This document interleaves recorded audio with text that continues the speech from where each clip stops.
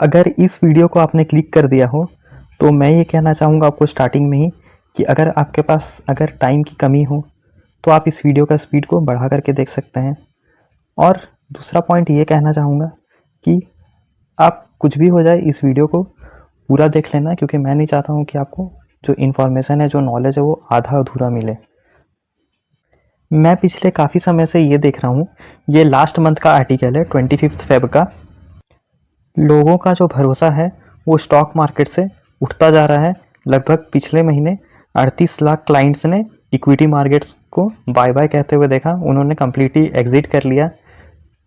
और आगे देखेंगे कि सीईओ जो हैं जीरोधा के, जो कि नंबर 1 डिस्काउंट ब्रोकरेज फर्म है इंडिया का, उन्होंने लगभग देखा कि 50% monthly fall on an average since January से उन्हें देखने को मिल रहा है कि काफ़ी ज़्यादा जो ट्रेडिंग अकाउंट है, डीमैट अकाउंट है, काफ़ी कम हो गए खुलने।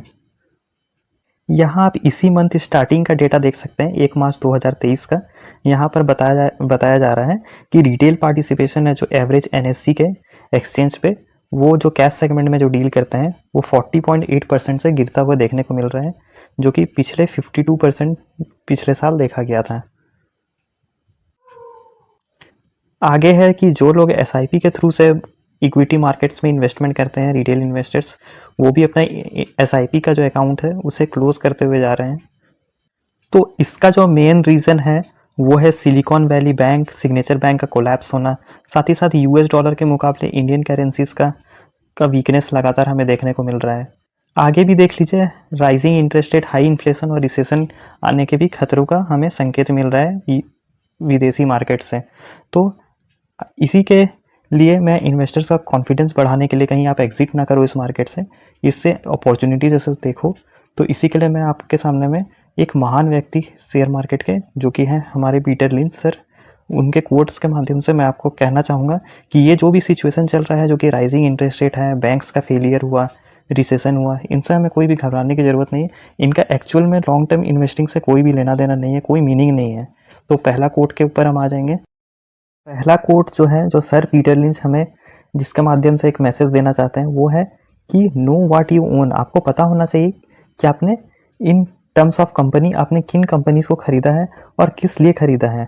आपका जो व्यू हो है, जो पॉइंट ऑफ व्यू है, वो बहुत ही क्लियर होना चाहिए, क्योंकि काफ़ी लोग कुछ भी खरीद लेते हैं, या फिर कभी कभी कुछ क्वालिटी स्टॉक्स को भी मार्केट कंडीशंस की वजह से होल्ड नहीं कर पाते हैं। तो इसीलिए आपको गिरावट में भी कॉन्फिडेंस यही चीज़ देगा कि अगर आप उसके प्रति क्लियर रहोगे कि आपने क्यों खरीदा है, क्या देखकर खरीदा है किसी बिजनेस को, किसी स्टॉक्स को, ताकि कोई भी डाउनफॉल आए तो आपको उस कंपनी के साथ स्टिक रहने में इन द लॉन्ग टर्म कोई प्रॉब्लम नहीं हो।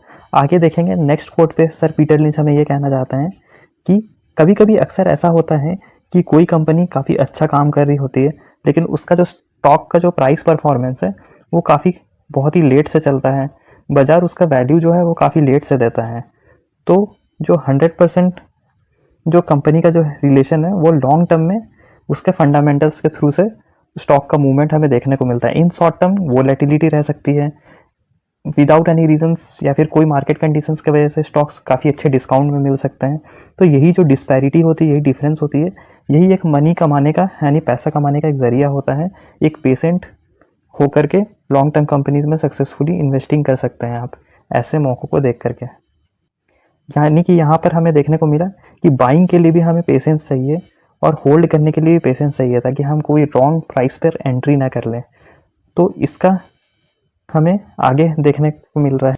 यहाँ पर सर पीटर लिंच कहना चाहते हैं कि लंबी अवधि में ये ज़रूरी नहीं कि आपने कितना पैसा कमाया है वही आपका फ्यूचर डिसाइड करेगा। मैं ये कहना चाहता हूँ कि मैं नहीं, जबकि पीटर लिंच सर ये खुद मानते हैं कि जो आपने जो पैसा कमाया है, जिससे आपने कमाने के बाद जो बचाया है, उसके बाद जो आपने इन्वेस्ट किया है, वो आपके फ्यूचर में डिसाइड करेगा कि आपका फाइनेंशियल पोजीशन क्या है। काफ़ी लोग को मैंने देखा है कि एक एग्जांपल के तौर पे मैं कहना चाहूँगा कि सैलरी उनकी 1 लाख की होती है, लेकिन उनकी सेविंग्स 10,000 की होती है। और कोई लोग ऐसे हैं कि 50,000 की सैलरी है, उनकी 10,000 की सेविंग है। तो जो 50,000 वाले हैं वो ज़्यादा स्मार्ट हुए हैं सेविंग्स के मामले में। तो अगर आपको एक अच्छा निवेशक बनना है, अगर अच्छा सक्सेसफुल इन्वेस्टर बनना है, तो आपको एक अच्छा सेवर भी बनना पड़ेगा। आपको सही से बजटिंग करना पड़ेगा, आपको सेविंग्स करना पड़ेगा, और उसके बाद स्मार्टली इन्वेस्ट कर सकते हैं आप अपने पैसों को, ताकि लॉन्ग टर्म में इससे आपको फ़ायदा मिले। और यही सेविंग और इन्वेस्टिंग का जो हैबिट है वो आपका फाइनेंशियल प्रॉस्पेरिटी को तय करता है। तो ये तो हो गई फाइनेंशियल नॉलेज वाली बातें। अगर हम आगे देखेंगे तो पीटर लिंच सर ने हमें ये कहने की कोशिश की है कि आपको कभी भी ऐसे कंपनी में इन्वेस्टमेंट नहीं करना चाहिए जिसके फाइनेंसेस अच्छे नहीं हो, जिसका फाइनेंशियल कंडीशन ठीक नहीं हो, यानी कि काफ़ी ज़्यादा लॉस उनके बैलेंस शीट में, काफ़ी पुअर बैलेंस शीट, काफ़ी वीक फंडामेंटल्स वाली कंपनी पे कभी भी इन्वेस्टमेंट नहीं करना चाहिए। ऐसे कंपनीज बर्बाद होने के कगार पर ज़्यादातर रहती है। क्या आपको पता है कि आप जब कोई भी ग्रोसरी स्टोर्स या फिर कोई भी शोरूम कहीं भी जाते हो और वहाँ के जब प्रोडक्ट के क्वालिटी को जब एनालाइज करते हो तब आप एक्चुअली एक एनालिस्ट का जॉब कर रहे होते हो। यानी आप उससे उस बिज़नेस के मॉडल को, उस प्रोडक्ट की क्वालिटी को आप एनालाइज कर सकते हो कि उस बिज़नेस में कितना दम है, वाकई में वो लॉन्ग टर्म में टिकाऊ बिज़नेस है भी या नहीं, और वो वर्थ इन्वेस्टिंग के लिए है या नहीं। तो यहाँ पर कहने का मतलब यही है कि इन्वेस्टमेंट काफ़ी कॉमन सेंस वाली चीज़ है। आगे हम देखेंगे, अगर आपको ऐसी कोई भी कंपनी या फिर कोई अट्रैक्टिव इन्वेस्टमेंट अपॉर्चुनिटी इस वक्त मार्केट पर नहीं दिख रही है, या फिर अगर आपको ऐसे मौके नहीं मिल रहे हैं, तो उससे बेहतर ये है कि आप अपने पैसे बैंक पर रखो, यानी कि आप कैश पोजीशन पर बनाकर रखो जब तक कोई अपॉर्चुनिटी आपको दिखे ना। और हाँ, और कुछ भी आप खरीदो तो एटलीस्ट उसे थोड़ा बहुत रिसर्च करके खरीदो अपने अकॉर्डिंग। जैसे कि पीटर लिंच ने कहते हैं कि आप जैसे कि रेफ्रिजरेटर खरीदते हो, मोबाइल खरीदते हो, कोई भी गैजेट डिवाइसेस खरीदते हो तो उसके बारे में बहुत सारा रिव्यूज़ लेते हो, काफ़ी सारे वीडियोस देखते हो यूट्यूब पर भी, काफ़ी लोगों से उसकी राय लेते हो। तो वैसे ही स्टॉक प्राइस या फिर जो बिजनेसेस जो आप एनालाइज करते हो उसके बाद ही किसी बिजनेस में या फिर स्टॉक्स में इन्वेस्ट करना, ये बहुत ज़रूरी है। और साथ ही साथ हमें इतना भी ज़्यादा डाइवर्सिफिकेशन नहीं करना चाहिए कि हमें पता भी नहीं हो कि हमने कितने सारे कंपनीज एक्चुअल में होल्ड करके रखे हैं। काफ़ी लोगों को के पास उनके जो पोर्टफोलियो उसमें इतने कंपनीज होते हैं कि उनका नाम पूछा जाए तो वो पेपर में लिख भी नहीं पाएंगे और मुंह से बता भी नहीं पाएंगे, कुछ कुछ वो ज़रूर मिस कर जाएंगे। तो इतना सारा भी हमें स्टॉक्स होल्ड नहीं करना है कि हमें खुद भी उनके बारे में पता ना हो और ना ही उनका बिजनेस और फंडामेंटल्स के बारे में पता हो। तो जितना आपकी कैपेसिटी है उसके अकॉर्डिंग, जितना आप ट्रैकिंग एबिलिटी है आपका, उतना ही आप अपने स्टॉक्स को की संख्या को रखने की कोशिश करो। क्योंकि आगे देखा जाए तो ये स्टॉक मार्केट जो है ना, वो गैम्बल नहीं है, वो कोई तरह का जुआ नहीं है जो आपने कुछ भी खरीद लिया और आप सोचने रहो कि इससे मेरा पैसा बन जाएगा, इससे मेरा वेल्थ बनेगा। ऐसा कुछ भी नहीं है। अगर आप अच्छे बिजनेसेस को पकड़ते हो तो उसके स्टॉक प्राइस का ऊपर जाना तय है, इतना जानकर रख लो। क्यों? क्योंकि उसका बिजनेस में दम है। जिसका बिजनेस अच्छा हो, जिसका फंडामेंटल्स अच्छा हो, तो वो टेम्प्रोरी करेक्शंस दिखा सकते हैं, लेकिन उनका लॉन्ग टर्म में ऊपर जाना तय होता है। उससे इन्वेस्टर्स को काफ़ी ज़्यादा फायदा होता है। तो ये होने के लिए उनका फंडामेंटल्स का स्ट्रॉन्ग रहना ज़रूरी है।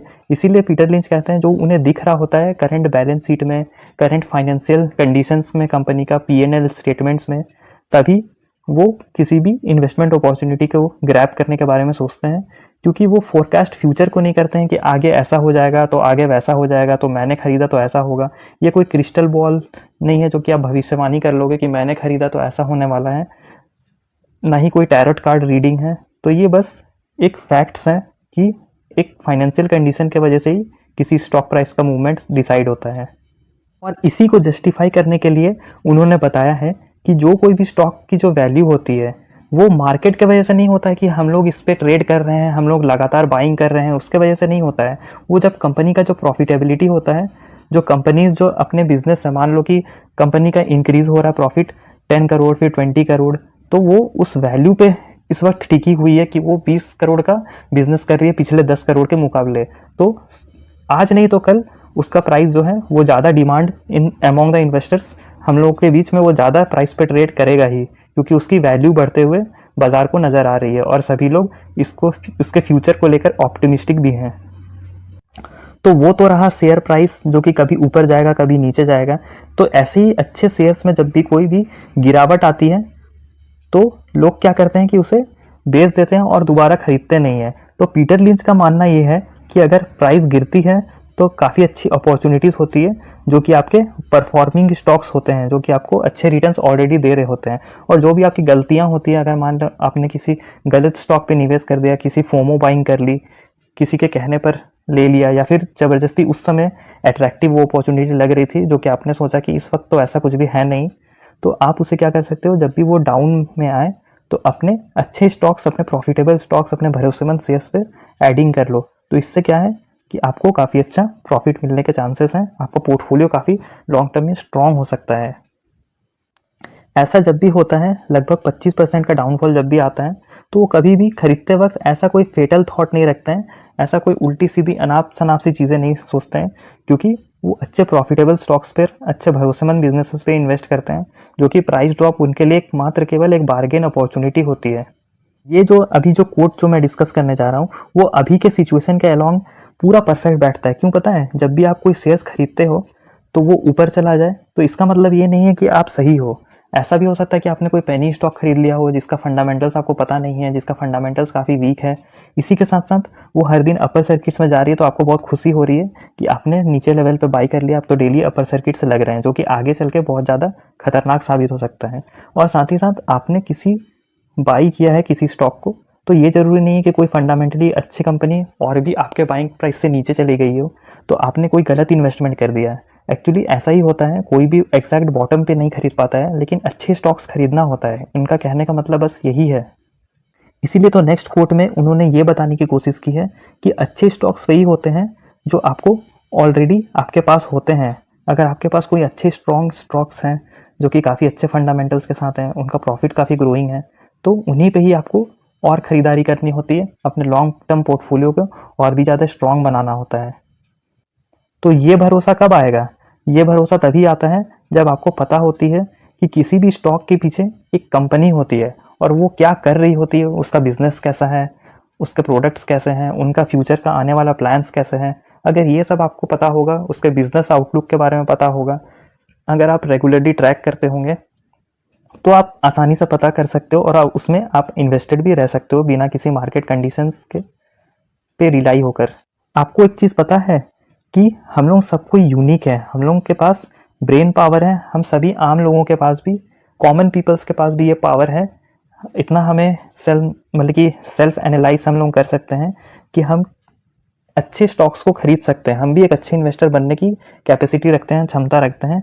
लेकिन हर किसी के अंदर गिरावट झेलने की क्षमता नहीं होती। यही इस कोट के माध्यम से उन्होंने कहने की कोशिश की है। अगर आप मार्केट कंडीशंस के अकॉर्डिंग पैनिक पे आकर के अच्छे स्टॉक्स को सेल कर देते हो, तो आप इक्विटी मार्केट्स, म्यूचुअल फंड्स में इन्वेस्ट करने का लायक नहीं हो, है ना। मार्केट में आपको इस चीज़ की आदत होनी चाहिए कि मार्केट उतार चढ़ाव, गिरावट, जैसे लाइफ हम लोगों का चलता है अप्स एंड डाउन्स के साथ, वैसे ही मार्केट में भी वैसी कंडीशंस आते हैं। तो इसको हम अवॉइड नहीं कर सकते हैं, हमें इसे सर्वाइव करने के लिए हमें, इसीलिए तो पेशेंस की ज़रूरत है। इसके लिए हमें बिजनेस को समझना पड़ता है, उसके साथ स्टिक रहना पड़ता है।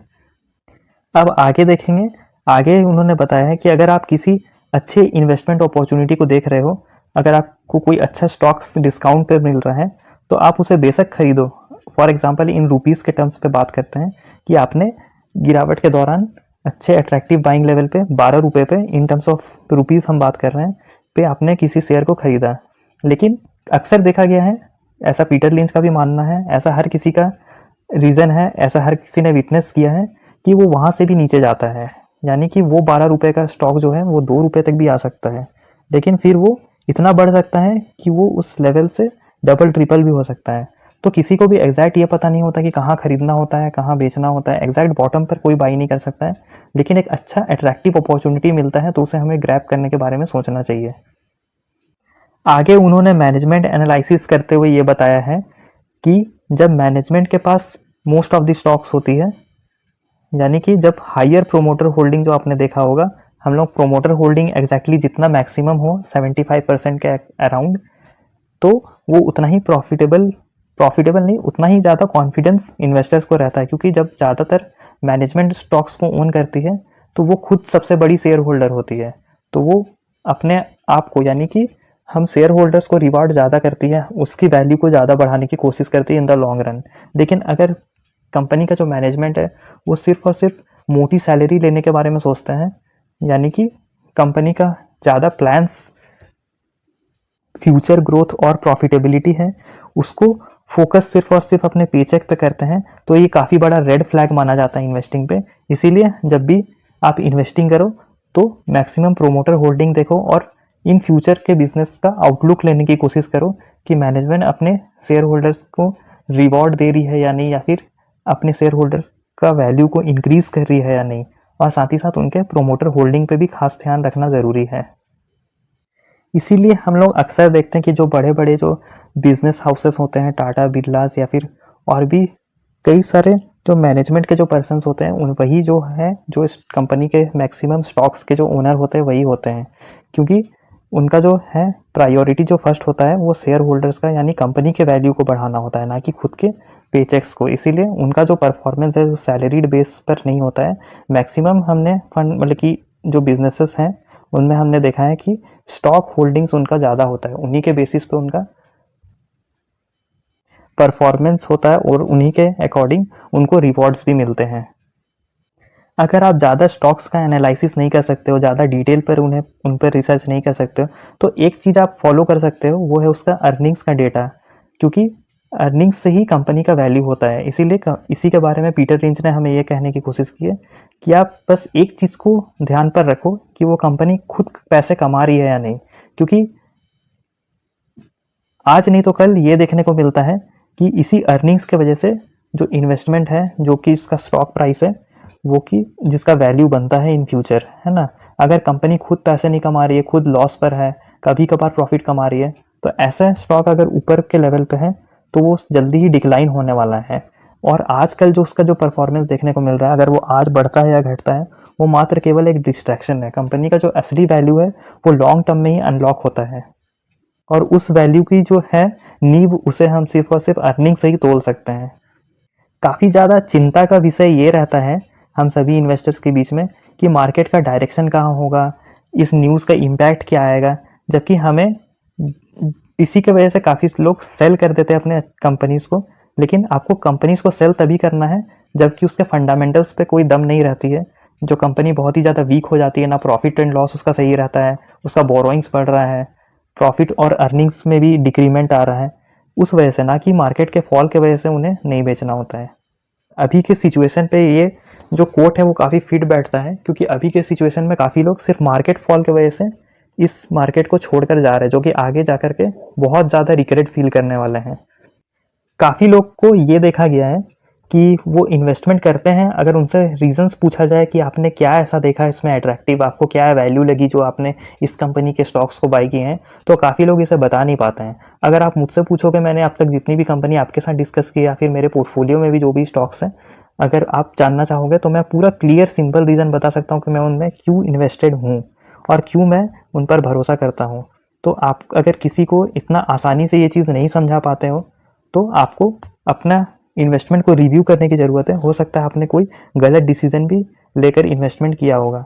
आपका जो इन्वेस्टिंग का तरीका है वो इतना सिंपल होना चाहिए कि कोई एक बच्चा भी समझ जाए बिना बोर हुए।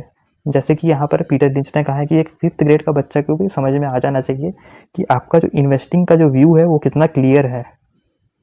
अक्सर जब आप लॉन्ग टर्म की जर्नी पर इन्वेस्टेड रहोगे मार्केट में, तो आप देखोगे जो आपके जो विनर्स होते हैं, जो आपके विनिंग स्टॉक्स होते हैं, जो आपके मल्टीबैगर्स होंगे, जो आपको बहुत बड़ा वेल्थ क्रिएट करके देंगे, आपने सोचा भी नहीं होगा कि 5 साल में वो 10 गुना बढ़ जाएंगे, 20 गुना बढ़ जाएंगे।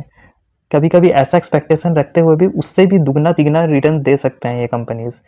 स्टॉक मार्केट का यही पावर होता है दोस्तों, क्योंकि यही पीटर लिंच को भी सरप्राइज कर किया है। और साथ ही साथ जो टेक ओवर्स होते हैं, यानी कि काफ़ी सारे कंपनीज से हम काफ़ी ज़्यादा एक्सपेक्टेशंस लगा कर बैठते हैं कि ये कंपनी तो नेक्स्ट मल्टी बैगर होगी, ये वो बन जाएगी, ये इतना गुना रिटर्न्स दे देगी, लेकिन ऐसा नहीं हो पाता है। तो ये दो चीज़ें पीटर लिंच सर को काफ़ी ज़्यादा इंस्पायरिंग लगती है, लेकिन इन सब के बीच में काफ़ी सालों लग जाते हैं कुछ बड़ा होने के लिए।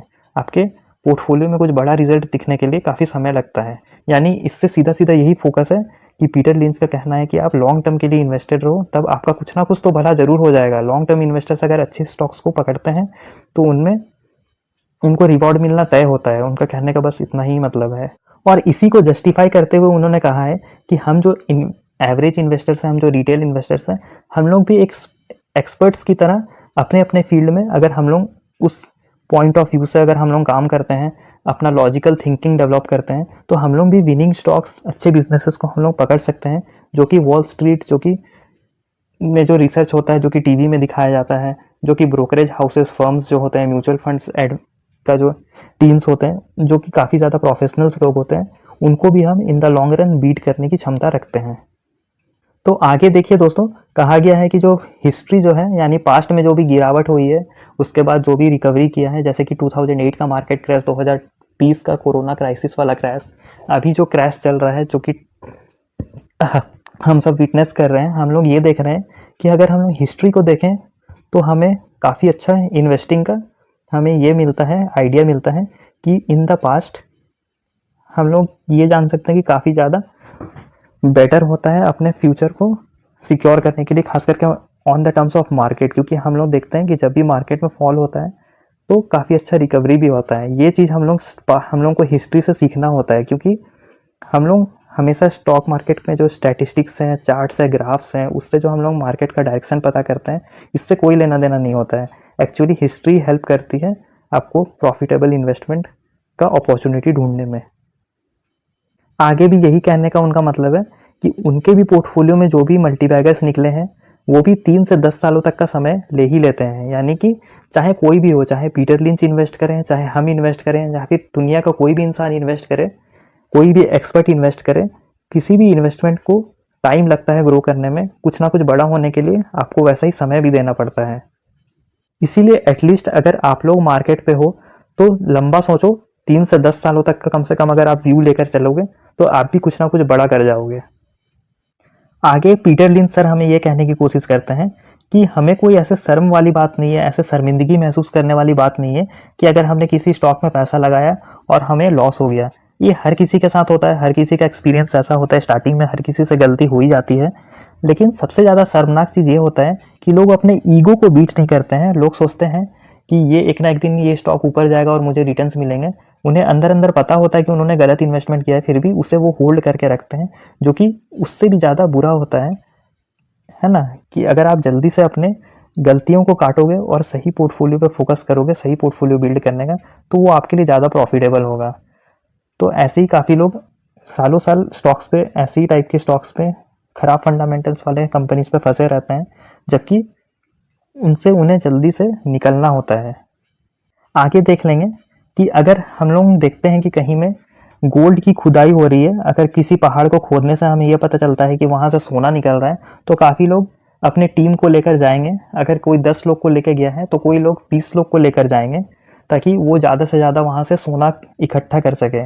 लेकिन ऐसा क्या ज़रूरी नहीं है, हमें थोड़ा थिंकिंग डिफरेंट रखना है।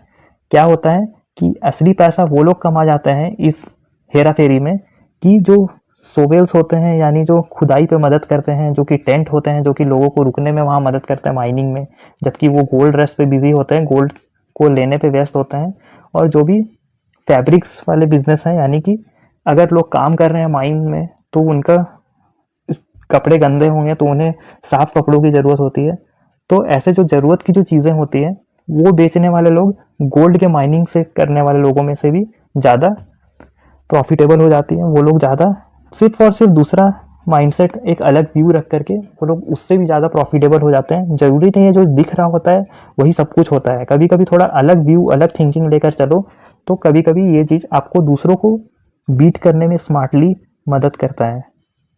तो आपने यही देखा कि गोल्ड रश में जो एक्सेसरीज जो बेचते हैं वो लोग ज़्यादा प्रॉफिटेबल होते हैं। जब सब लोग एक तरफ भाग रहे होते हैं ना, तो आप थोड़ा अलग हट के सोचो, हो सकता है कि यही आपको कोई एक लाइफ चेंजिंग अपॉर्चुनिटी दे दे। आगे यही चीज़ कहने के लिए पीटर लिंच ने कहा है कि आपका भी थिंकिंग अलग होता है, आपका एक अलग इन्वेस्टर एज है, आपका एक अलग नज़रिया है, आपका एक अलग विज़न है। बाकी वॉल स्ट्रीट एक्सपर्ट्स पे आप रिलाई होगे तो वो आपका जो इन्वेस्टर एज है, जो आपका जो अलग सोच है, आपका जो अलग विज़न है, उससे आप काफ़ी सारे एक्सपर्ट्स को आउट परफॉर्म कर सकते हो, अच्छी इन्वेस्टमेंट अपॉर्चुनिटीज़ ढूंढ सकते हो। तो अपने ऊपर फोकस करो, थोड़ा अपना जो है व्यू अलग करो, अपना विज़न चेंज करने की कोशिश करो, थोड़ा थिंक ऑफ डिफरेंट थिंग्स, यानी थोड़ा थिंक डिफरेंट स्टाइल में थोड़ा सोचने की कोशिश करो। तो ये भी हो सकता है कि आप भी काफ़ी ज़्यादा ये आपको अच्छा इन्वेस्टर बनने में मदद करेगा। इसी को कहते हुए आगे पीटर लिंच ये कहते हैं कि जब लॉन्ग रन में जो आपका जो पोर्टफोलियो है, अगर आपने अच्छे स्टॉक्स और म्यूचुअल फंड्स में डाइवर्सिफाई किया हुआ है, तो कई सारे जो मनी मार्केट स्कीम्स जो होते हैं, कई सारे जो बॉन्ड्स होते हैं, गवर्नमेंट बॉन्ड्स, कॉर्पोरेट बॉन्ड्स या फिर फिक्स्ड इनकम इंस्ट्रूमेंट्स होते हैं, उन्हें आप बीट कर दोगे। लेकिन अगर आप ऐसा नहीं करते हो तो जो आप जो पैसे जो बचा कर रखे हो उन सारे बॉन्ड्स में और मनी मार्केट इंस्ट्रूमेंट में आप उन्हें भी बीट नहीं कर पाओगे। इसीलिए एक अच्छा स्ट्रॉन्ग पोर्टफोलियो बनाना बहुत ज़्यादा ज़रूरी होता है। तो आपने स्टॉक्स तो अच्छे लिए हैं तो आपको इन द लॉन्ग रन रिटर्न मिलेंगे ही। साथ ही साथ जो पैनिक जो फालतू की करते हो कि मार्केट गिरेगा तो मार्केट छोड़ दोगे, तो ऐसा करने की कोई ज़रूरत नहीं है। आज मार्केट गिर रहा है, कल ऊपर जाएगा, ऊपर नीचे ये सब तो चलता ही रहेगा, लेकिन इन द लॉन्ग रन आप प्रॉफिटेबल होने वाले हो। ऐसा किसी को भी पीटर लिंच ने नहीं देखा है कि जो लोग जो मार्केट को टाइम करते रहते हैं उनका नाम फोर्ब्स लिस्ट में हो, या फिर वो लोग काफ़ी ज़्यादा अमीर हो गए हों, काफ़ी ज़्यादा वेल्दी हो गए हों। ऐसे अप डाउन्स वाले प्रेडिक्शंस करने वाले लोग नहीं, जबकि इन्वेस्टमेंट अपॉर्चुनिटी को ग्रैब करने वाले लोग इन द लॉन्ग रन वेल्दी होते हैं, वो लोग ही रिच बनते हैं, वही लोग सक्सेसफुल इन्वेस्टिंग कर पाते हैं। हम लोगों ने ये भी देखा है कि जो स्कूल्स होते हैं, हाई स्कूल्स होते हैं अमेरिका के, यहाँ तक कि हमारे इंडिया के भी, वो इन्वेस्टिंग को, फाइनेंशियल नॉलेज का जो भी बेसिक्स हैं वो भी हमारे यहाँ नहीं पढ़ाया जाता है। ये चीज़ें हमें खुद से ही जाननी होती है, ये हमारी खुद की रिस्पॉन्सिबिलिटी होती है। ये जो पीटर लिंच ने कोट लिखा है इसे बहुत ज़्यादा ध्यान से देखना कि कोई भी जो इन्वेस्टर होता है वो नेचुरली उसमें कोई टैलेंट वगैरह नहीं होता है। अब ऐसा कोई ज़्यादा टैलेंट किसी में नहीं है, सबका अपना अपना एक्सपीरियंस है, सबको लॉसेस झेलने पड़ते हैं, सबके अलग अलग सेटबैक्स होते हैं, किसी को काफ़ी कुछ झेलना पड़ता है टाइमली। कोई भी फिगर आउट नहीं कर सकता है कि उन्होंने पहले ही क्या गलत किया है, ऐसा कोई प्रेडिक्शंस यहाँ पर नहीं चलता है। अब आगे देखेंगे कि काफ़ी लोग जो होते हैं वो पता कर लेते हैं कि वो किसी पर्टिकुलर स्पोर्ट्स में, काफ़ी कोई पर्टिकुलर प्रोफेशन में वो फिट नहीं बैठ रहे हैं, तो वो लोग क्या करते हैं कि वो लोग उसको जल्दी से जल्दी क्विट कर देते हैं। लेकिन जब लोग स्टॉक्स को खरीदते हैं तो वो ऐसा करने में असफल होते हैं मोस्ट ऑफ द टाइम्स। लेकिन मैं नहीं चाहूँगा कि आप लोग ऐसा करो कि आप लोग सही स्टॉक्स ना पिक करो और मार्केट में कोई गिरावट आए तो आप लोग डर कर बेच दो। फिर आप लोग क्या जवाब दोगे अपने नेक्स्ट जनरेशन को? आप पीटर लिंच से थोड़ा सीखो ना कि वो जो है, उनके समय में ना इंटरनेट था, उनको फंडामेंटल एनालिसिस करने के लिए भी कंपनीज के पास जाना पड़ता था, काफ़ी ज़्यादा आर्टिकल्स ढूंढ ढूंढ कर पढ़ना पड़ता था। आजकल तो हर चीज़ इंटरनेट पे अवेलेबल है, तो हमें तो इन्वेस्टिंग करने में कोई भी प्रॉब्लम नहीं होना चाहिए। तो सोचो उस समय में पीटर लिंच ने कितने कॉन्फिडेंस से शेयर्स को, अपने स्टॉक्स को, अपने कंपनीज को एनालाइज किया होगा, जो उन्होंने इतनी बड़ी बात लिखी है। आज हमारे पास काफ़ी ज़्यादा एडवांस वेबसाइट्स है, लर्निंग टूल्स हैं, काफ़ी सारे यूट्यूब चैनल्स हैं जो कि काफ़ी अच्छा एजुकेशन दे रहे हैं, हमें इन्फॉर्म्ड इन्वेस्टर बनने में मदद कर रहे हैं। तो अगर आपने कोई गलती की है तो वो आप अच्छे इन्वेस्टर बनने के नॉलेज पे लो। मैं खुद नहीं चाहता हूँ कि आप इसे एग्जिट कर दो, ये इस मार्केट को आप एग्जिट करके जाओ, क्योंकि बाद में फिर लोग आ ही जाते हैं। तो ऐसा करने के लिए आप अपने आप को पहले इन्फॉर्म्ड बनाओ, क्या ज़रूरी है उस नॉलेज को इकट्ठा करने की वो कोशिश करो। किसी भी हॉट स्टॉक, कोई भी रिकमेंडेशंस, कोई भी भागते हुए स्टॉक के पीछा करने की आपको कोई ज़रूरत नहीं है। इससे अक्सर लोगों को लॉस ही होते हुए देखा गया है। क्यों पता है? क्योंकि जो लोग हैं वो सोचते हैं ना कि जो स्टॉक मार्केट है वो एक लॉटरी टिकट खरीदने बेचने वाली जगह है, लेकिन ऐसा कुछ भी नहीं है। ये आप बिजनेस ओनरशिप के जैसा देखो। मैं कभी भी किसी भी स्टॉक प्राइस पे इन्वेस्टेड नहीं हूँ, मैं कोई भी कंपनी का बिजनेस देखता हूँ, अगर उस पर बिजनेस में दम है तो वो फिर कितना भी गिर जाए वो एक ना एक दिन रिकवर करेगी। तो ऐसे अपॉर्चुनिटीज़ को तो मैं छोड़ता नहीं हूँ। तो यही आपको भी करना है। और लोग क्या करते हैं, अपना मोस्ट ऑफ द टाइम जो है वो ये ढूंढने में लगा देते हैं कि कौन सा फंड राइट है, कौन सा म्यूचुअल फंड सही है, कौन सा म्यूचुअल फंड मैनेजर सही है, कौन से स्टॉक्स इस वक्त ज़्यादा रिटर्न दे सकते हैं। ये सब का कोई एडवांटेज नहीं है। यहाँ तक कि पीटर लिंच ने भी इस बात को माना है, और आप भी जितना जल्दी ये चीज़ को मान लोगे उतना ही ज़्यादा आपको भी फ़ायदा होने वाला है। आपके जो शेयर पोर्टफोलियो है, आपका जो भी पोर्टफोलियो होगा, उसमें से कई सारे ऐसे स्टॉक्स होंगे जो कि बहुत ही मीडियोकर होंगे, जो कि काफ़ी एवरेज रिटर्न्स दे रहे होंगे।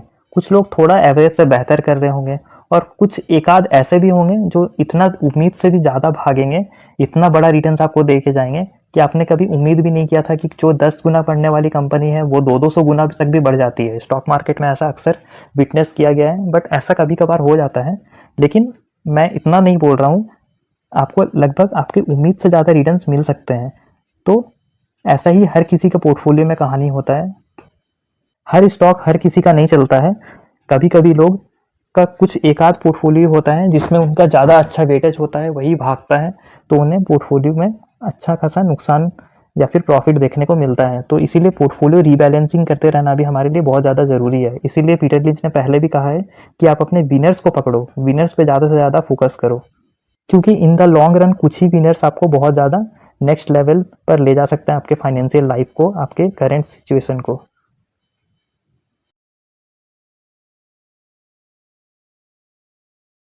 में उन्होंने बताने की ये कोशिश की है कि picture worth 1000 in business so is a number, यानी उनका ये कहने का मतलब है कि जो बिजनेस का जो फंडामेंटल्स होता है, पीएनएल स्टेटमेंट होता है, उसका जो प्रॉफिट ग्रोथ होता है, वो जो नंबर जो शो हो रहा होता है वही एक्चुअल्स जो है वो कंपनी का वर्थ होता है, वही उसी से कंपनी का को तोला जाता है, उसी से कंपनी का वैल्यूएशन कैलकुलेट किया जाता है, क्योंकि नंबर्स कभी भी झूठ नहीं बोलते हैं।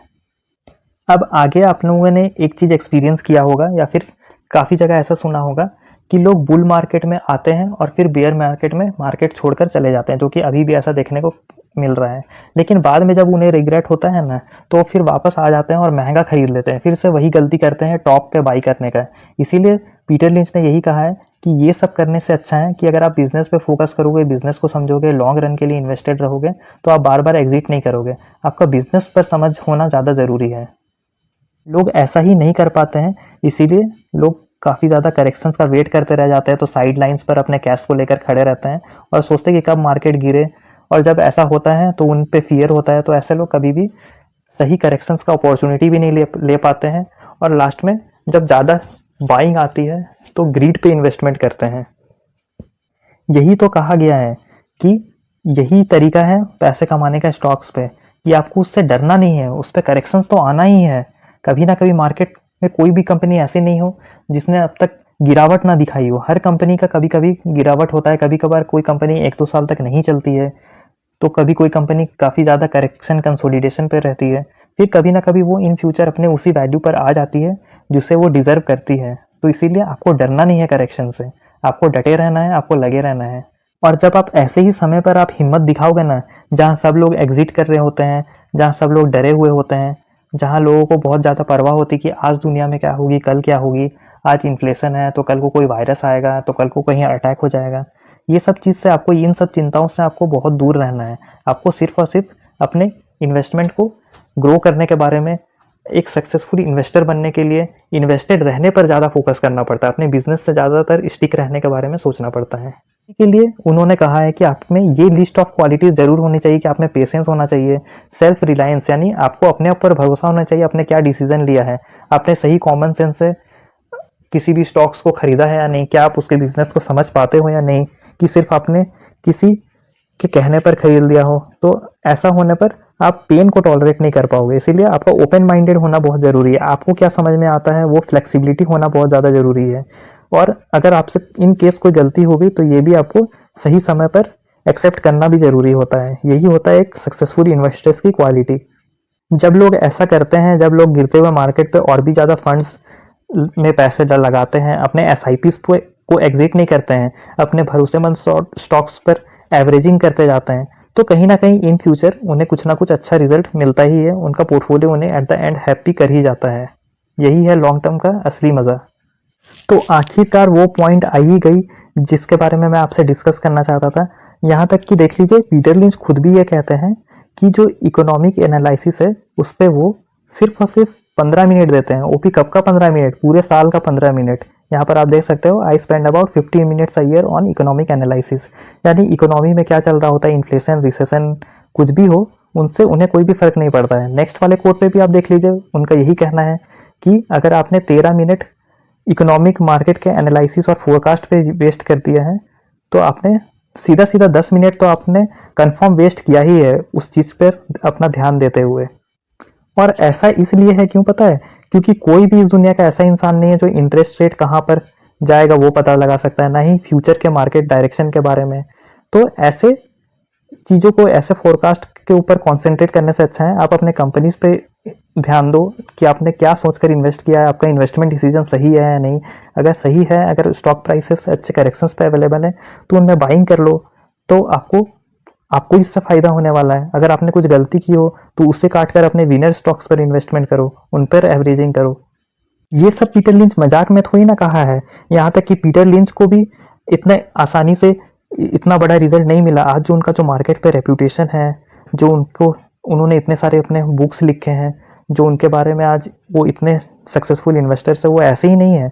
उन्होंने भी ये माना है कि जो स्टॉक्स होते हैं वो सेफ बेट होते हैं, लेकिन कब, अगर आप बहुत लॉन्ग टर्म के लिए अगर इन्वेस्टेड रहते हो और आप में वो करेक्शंस पे सर्वाइवल करने की क्षमता हो, अगर आप टिक जाते हो ऐसे करेक्शंस पे, अगर आपके पास, मैं यही कहता हूँ बार बार, अगर आपके पास पैसे नहीं है, अगर आपके पास कैश नहीं है इस वक्त अच्छे स्टॉक्स पर एवरेजिंग करने के लिए, तो एटलीस्ट आपके पास एक बहुत बड़ा एडवांटेज है कि आप होल्ड कर सकते हो। अगर आप इंफॉर्मेटिव हो, अगर आप इस वीडियो को देख रहे हो, तो यहाँ से एटलीस्ट ये चीज़, ये क्वालिटी तो आप जरूर लेकर जा सकते हो कि ये पैनिक का माहौल नहीं है, ये तो बहुत बड़ा अपॉर्चुनिटी है कि हमें ऐसे करेक्शंस को विटनेस करने को मिल रहा है। क्योंकि जब भी करेक्शंस होता है उससे भी ज़्यादा मार्केट अपना ऑल टाइम हाई बनाकर चला जाता है। यही कहा है पीटर लिंच ने कि आपको सिर्फ कुछ अच्छे स्टॉक्स का जरूरत है अपने लाइफ टाइम को सही करने के लिए, अपने पूरे लाइफ बदलने के लिए आपको कुछ अच्छे 2-4 स्टॉक्स ही मिल गए जो कि 10 फोल्ड यानी 10 गुना से भी ज़्यादा आपके पैसों को इन द लॉन्ग रन कर देते हैं। तो ऐसा होना बहुत ज़्यादा जरूरी नहीं है, नॉट अ लॉट। आपको बार बार ज़्यादा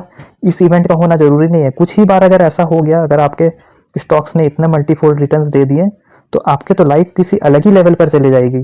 तो मैंने कभी भी स्टॉक मार्केट को, पता है, डर और फियर के पे कभी भी नहीं तोला है, जानते हो। मैंने कभी भी किसी भी स्टॉक पे गिरावट होते हुए मैंने कभी भी मेरे को कोई डाउट नहीं रहा है कि मैं इसे एग्जिट करूंगा, क्योंकि मैं जो भी बाइंग करता हूँ उसका मेरा एक्चुअल रीजन है, और यही मुझे मार्केट फॉल में इन्वेस्टेड रहने के लिए मदद करता है। और साथ ही साथ इन फ्यूचर उनमें कुछ ना कुछ तो अच्छा होगा ही, सिर्फ और सिर्फ मार्केट की वजह से गिरे हैं ना, तो मुझे रिटर्न्स मिलेगा। इसी की वजह से मैं और भी एक्साइटेड रहता हूँ कि मेरा गोल्डन डेज अहेड है, मेरा जो अच्छे दिन है वो जल्दी ही आएंगे। एक ना एक दिन मार्केट ऐसा नहीं है कि हमेशा के लिए नीचे ही रह जाता है, मार्केट एक साइकिल पर चलता है, आज नीचे है तो कल ऊपर है।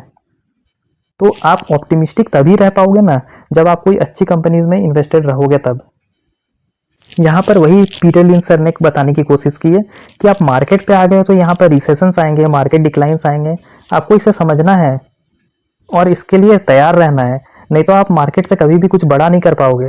और लास्ट में जाते जाते मैं यही कहना चाहूँगा कि अगर आप मार्केट में लॉन्ग टाइम के लिए इन्वेस्टेड हो, खुद समय आपके साथ है, आप ये जानकर रख लो, time is on your side if you own when you own shares of superior companies. खुद आपका समय मदद करता है। समय मतलब आप समझ रहे हो कितनी बड़ी चीज़ है, इसी को तो कहते हैं पावर ऑफ कंपाउंडिंग।